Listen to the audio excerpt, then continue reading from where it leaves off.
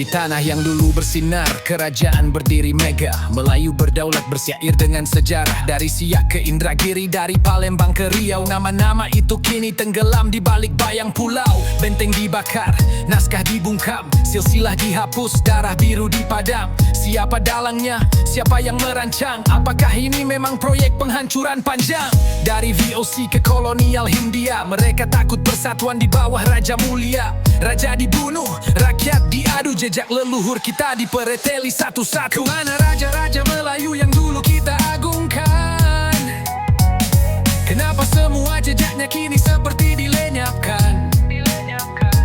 Apakah ini sejarah atau konspirasi senyap? Sampai jejak Raja Aceh pun disingkirkan dari sejarah yang sah. Lihat Aceh, pelindung bangsa Melayu.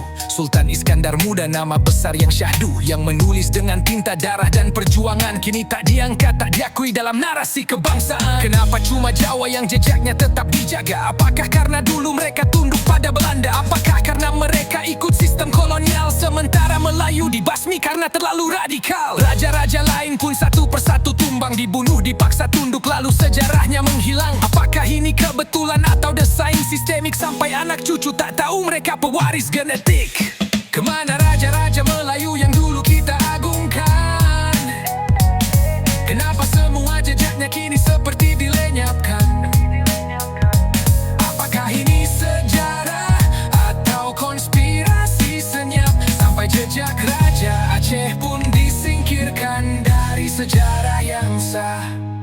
Museum sepi tanpa nama-nama asli, naskah kuno raib disimpan di luar negeri. Kenapa yang tersisa hanya cerita kolonial? Di negeri sendiri kita jadi kaum marginal. Bukan sekadar rindu romantisme masa silam, tapi keadilan bagi warisan yang tenggelam. Ini bukan nostalgia tapi tuntutan sejarah, agar generasi tahu kebenaran yang cerah. Bukan untuk dendam tapi untuk memahami bahwa kita dijauhkan dari jati diri negeri. Bangsa yang besar terlahir dari kebohongan. Mari gali kembali jejak yang mereka singkirkan.